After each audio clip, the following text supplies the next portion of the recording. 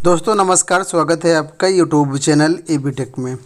आज है 7 अक्टूबर 2022 और जान लेते हैं आज की महत्वपूर्ण खबरें जो आज के प्रमुख समाचार पत्रों पर छाई हुई हैं। सबसे पहले ये अपडेट बीएड काउंसलिंग को लेकर के। इंटरनेट से निकाली रिजल्ट की कॉपी लगा सकेंगे विद्यार्थी। आगे अपडेट ये है कि बीएड काउंसलिंग में हिस्सा ले रहे उन विद्यार्थियों के लिए राहत भरी खबर है जिनके पास स्नातक और स्नातक के रिजल्ट की मूल कॉपी नहीं है, यानी यूजी और पीजी के रिजल्ट की जो है मूल कॉपी नहीं है। रोहिलखंड विश्वविद्यालय ने बृहस्पतिवार को उन छात्रों को भी बीएड काउंसलिंग कराने के लिए भाग लेने के लिए कह दिया है।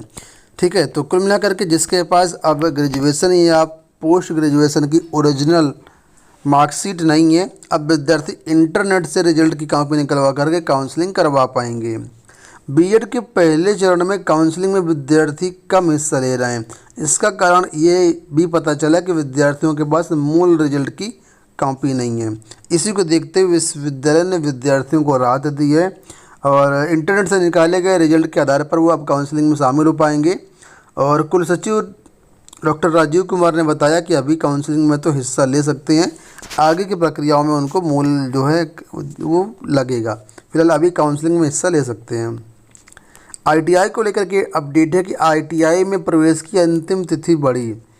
प्रवेश सत्र अगस्त 2022 के लिए राजकीय व निजी औद्योगिक प्रशिक्षण संस्थानों में प्रवेश की अंतिम तिथि बढ़ा दी गई है।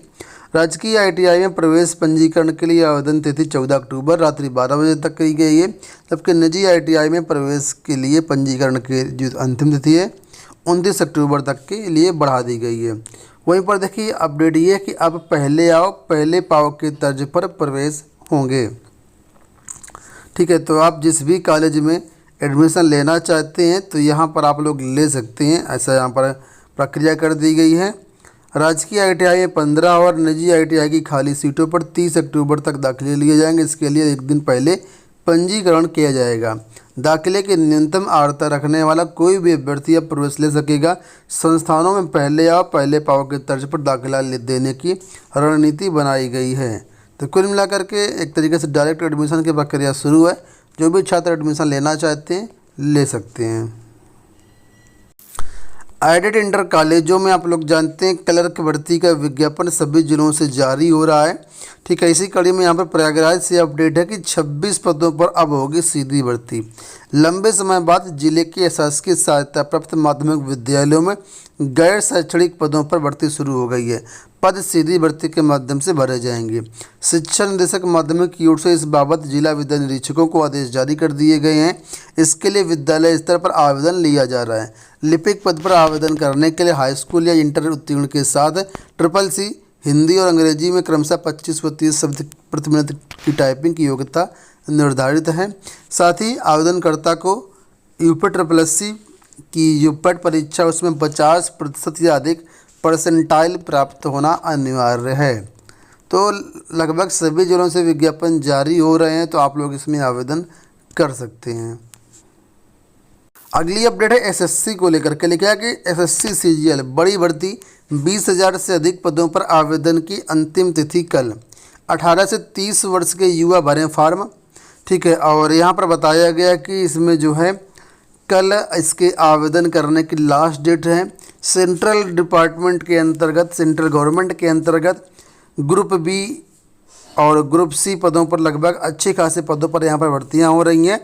अगर देखें कट ऑफ तो यहाँ पर लिखा है कि पिछले वर्षों में कितना रहा है कट ऑफ, तो यहाँ पर पिछले 3 वर्षों का कट ऑफ दिया गया है। ठीक है, यहाँ पर आप लोग देख सकते हैं, स्क्रीनशॉट ले सकते हैं और इससे सारी चीज़ें आपको बिल्कुल क्लियर हो जाएंगी। उसी के अनुरूप आप लोग तैयारी कर सकते हैं। हालांकि इस बार कुछ इसका पैटर्न बदल दिया गया, तो डिटेल्ड इसका वीडियो हमने चैनल पर बनाया हुआ है, कैसे क्या इसका नया पैटर्न है। आप लोग चाहें तो वो वीडियो देख सकते हैं। लिखा है कि किसी खंड की परीक्षा से वंचित भी पा सकेंगे प्रवेश। यहाँ पर अपडेट है इलाहाबाद विश्वविद्यालय एवं संगठक कॉलेजों में CUET के जरिए एडमिशन के बारे में। लिखा है कि अगर आप किसी संबंधित खंड में पेपर नहीं कर पाए हैं तो आपको परेशान होने की ज़रूरत नहीं है।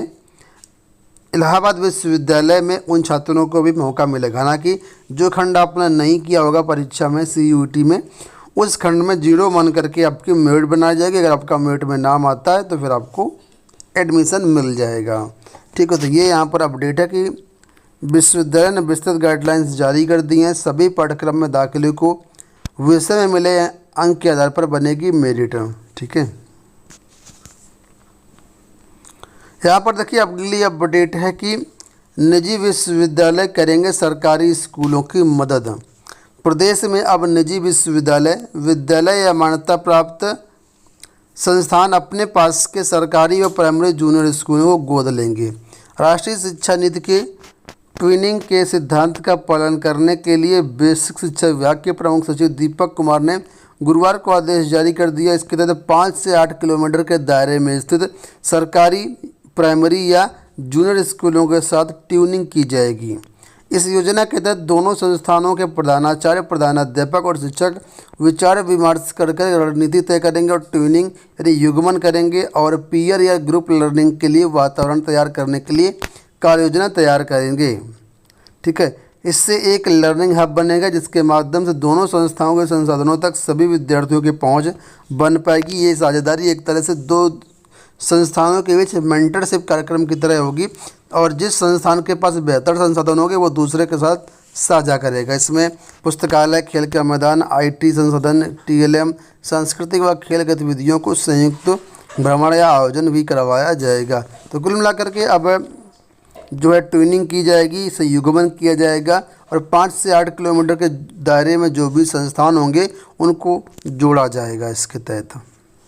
अगली अपडेट यहाँ पर है पदोन्नति को लेकर के। लिखा है पदोन्नति नकारी तो अच्छी पोस्टिंग के रास्ते भी बंद कर दिए जाएंगे।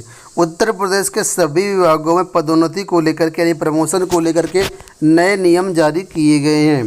इसके तहत अब ये कहा गया कि अगर कोई कर्मचारी पदोन्नति नहीं लेता है तो भविष्य में उसको किसी भी प्रकार की पदोन्नति नहीं दी जाएगी। अभी तक ऐसे नियम नहीं थे, वो कर्मचारी की इच्छा पर डिपेंड था कि पदोन्नति लेना चाहता है या नहीं लेना चाहता है। भविष्य के प्रमोशंस पर उसका कोई असर नहीं होता था, लेकिन अब यहाँ पर आपसे शपथ पत्र ले लिया जाएगा कि अगर आप इस बार पदोन्नति नहीं लेंगे तो भविष्य में कभी भी आप पदोन्नति लेने के लिए पात्र नहीं होंगे। इस तरीके से यहाँ पर कल आदेश जारी किया है। मुख्य सचिव ने दिशा निर्देश दे दिए हैं। ठीक है, और कभी इस पर जो आगे आपको काफ़ी सारी दिक्कतें हो सकती हैं, आपके नौकरी पर भी दांव लग सकता है। इस तरीके से यहाँ पर आदेश हैं। डिटेल्ड वीडियो हमने कल अपलोड किया हुआ है। केंद्रीय कर्मियों की तरह शिक्षकों को भी मिले अवकाश। प्राथमिक शिक्षक प्रशिक्षित स्नातक एसोसिएशन ने मुख्यमंत्री से परिषदीय शिक्षकों को केंद्रीय कर्मचारियों की बात अवकाश देने की मांग की है। इसको लेकर के संगठन ने मुख्यमंत्री और प्रमुख सचिव बेसिक शिक्षा को ज्ञापन भेजा है। संगठन के प्रांतीय अध्यक्ष विनय कुमार सिंह ने बताया कि कई ऐसे अवकाश हैं जो केंद्रीय कर्मचारियों को मिलते हैं लेकिन परिषदीय शिक्षकों को नहीं मिलते हैं। अब यहाँ पर बताया है केंद्रीय कर्मचारियों को 15 दिन का पितृत्व अवकाश मिलता है, बाल देखभाल अवकाश मिलता है, अर्ध दिवस का आकस्मिक अवकाश मिलता है, अल्प दिवस का अवकाश मिलता है, अल्प विशेष अवकाश मिलता है, चिकित्सा अवकाश मिलता है, प्रतिकर अवकाश मिलता है। तो कई सारे अवकाश केंद्रीय कर्मचारियों को मिलते हैं, लेकिन उत्तर प्रदेश के जो परिषदीय विद्यालय हैं उनके शिक्षक जो हैं उनको नहीं मिलते हैं। तो ये चीज़ें लागू की जाएं। बात कर लेते हैं हम लोग अगली अपडेट के बारे में। एम्स रायबरेली में 100 पदों पर भर्तियां हो रही हैं। प्रोफेसर के तहत ये भर्तियां हो रही हैं और यहाँ पर देखिए मांगा गया है कि पोस्ट ग्रेजुएशन या MD, MS, MBBS एवं अन्य आपके पास निर्धारित अर्हताएँ हैं, साथ में कार्य करने का अनुभव है, तो यहाँ पर आप लोग आवेदन कर सकते हैं। जो भी अभ्यर्थी इस फील्ड से हैं 15 नवंबर तक ऑनलाइन आवेदन कर सकते हैं। वेबसाइट दी गई है, यहाँ पर जाकर के आपको प्रक्रिया करनी होगी। अंत में अपडेट संग्रह अमीनों को लेकर के। संग्रह अमीनों की प्रोन्नति जल्द। राज्य कर विभाग ने जिलों से मांगा ब्यौरा। 10 साल से लंबित था प्रकरण। तो राज्य कर विभाग में 10 साल से प्रमोशन की प्रतीक्षा कर रहे संग्रह अमीनों को जल्द ही प्रोन्नति मिलेगी। सरकार की सहमति के बाद राज्य कर विभाग ने 2011-12 से लेकर के 21-22 तक के पात्र सभी संग्रह अमीनों को संग्रह पर्यवेक्षक के पद पर प्रोन्नति की कवायद शुरू कर दी है। दोस्तों ये हो गई आज की सारी अपडेट। इस वीडियो में इतना ही। धन्यवाद।